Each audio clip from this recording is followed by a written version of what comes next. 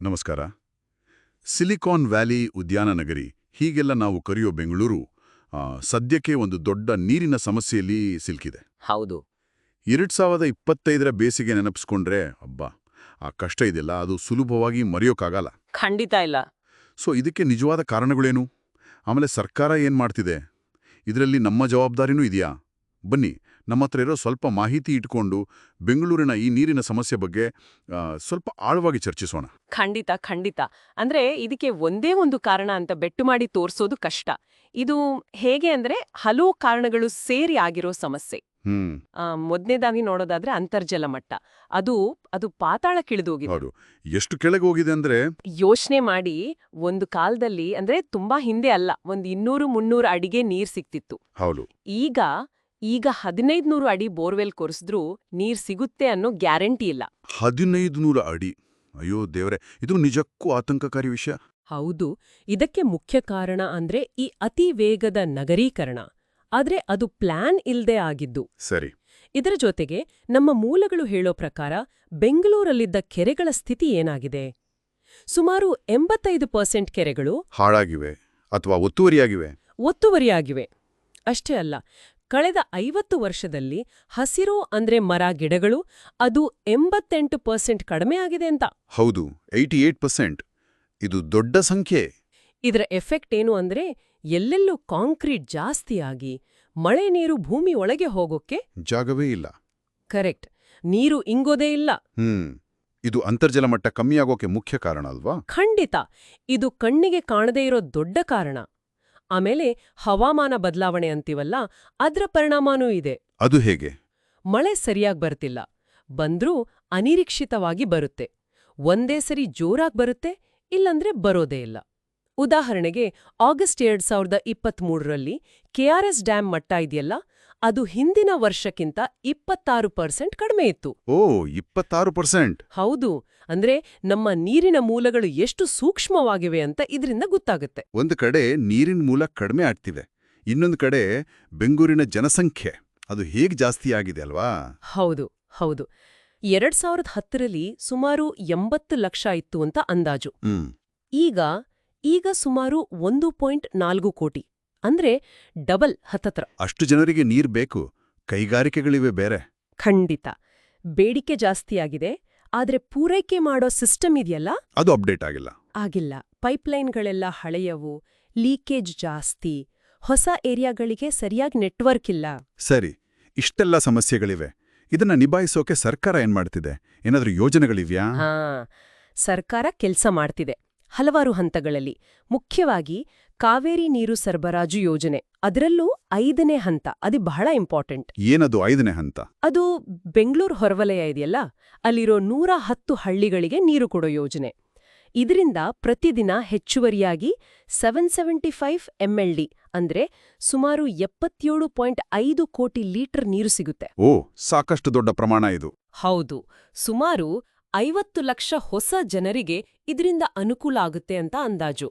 ಇದು ಪೂರ್ತಿಯಾದ್ರೆ ಈಗಿರೋ 1450 MLDಗೆ ಇದು ಸೇರಿ ಒಟ್ಟು 2225 MLD ಆಗುತ್ತೆ. ಓಹೋ, ಅದಕ್ಕೆ ಇರಬೇಕು ಜೂನ್ 2025ರ ಆಸುಪಾಸಲ್ಲಿ ಹೊಸ ಪೈಪ್ಲೈನ್ಗಳನ್ನ ಜೋಡಿಸೋಕೆ ಕೆಲವು ಕಡೆ ನೀರು ನಿಲ್ಲಿಸಿದ್ದು. ಹೌದು. ಸ್ವಲ್ಪ ದಿನ ಕಷ್ಟ ಆದ್ರೂ ಲಾಂಗ್ ಟರ್ಮ್ ಬೆನಿಫಿಟ್ಗೋಸ್ಕರ ಅದು ಅನಿವಾರ್ಯವಾಗಿತ್ತು.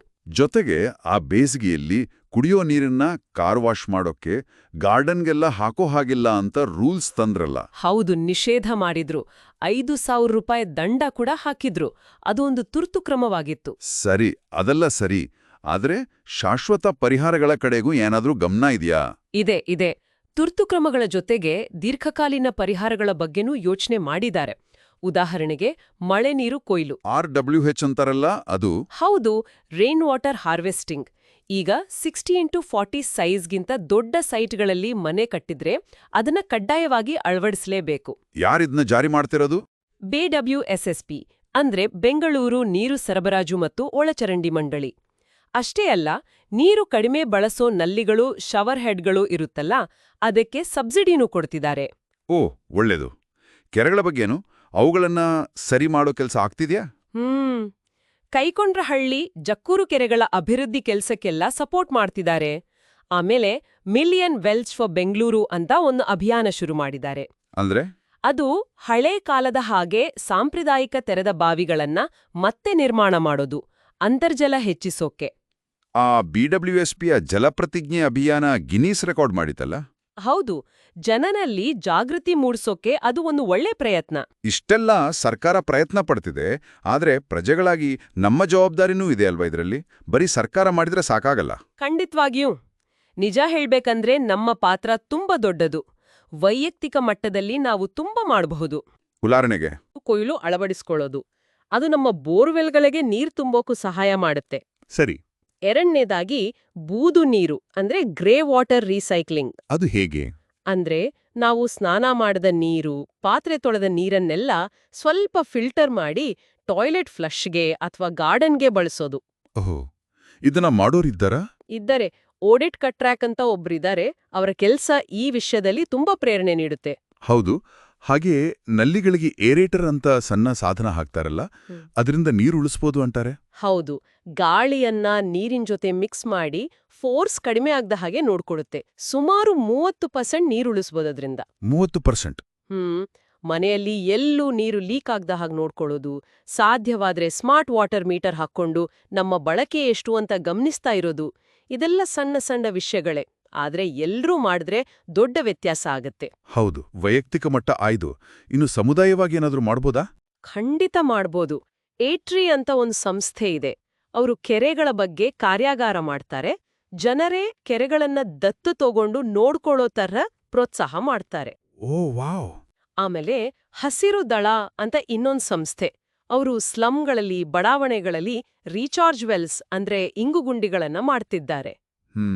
ಕೆಲವು ಶಾಲೆಗಳು ಸ್ಪಾರ್ಕ್ಲಿಂಗ್ ಮೈಂಡ್ಸ್ ಗ್ಲೋಬಲ್ ಸ್ಕೂಲ್ ಥರ ಮಕ್ಕಳಲ್ಲಿ ಚಿಕ್ಕ ವಯಸ್ಸಿಂದಲೇ ನೀರಿನ ಸಂರಕ್ಷಣೆ ಬಗ್ಗೆ ಅರಿವು ಮೂಡಿಸ್ತಾ ಇದ್ದಾರೆ. ಇದೆಲ್ಲ ಕೇಳಿದ್ರೆ ಸ್ವಲ್ಪ ಭರವಸೆ ಬರುತ್ತೆ. ಹೌದು, ಅಂದ್ರೆ ಜನ ಮನಸ್ಸು ಮಾಡಿದ್ರೆ ಬದಲಾವಣೆ ಸಾಧ್ಯ ಇದೆ. ಒಟ್ಟಾರೆಯಾಗಿ ಹೇಳೋದಾದ್ರೆ ಬೆಂಗಳೂರಿನ ನೀರಿನ ಸಮಸ್ಯೆಗೆ ಒಂದೇ ಮಂತ್ರ ಇಲ್ಲ.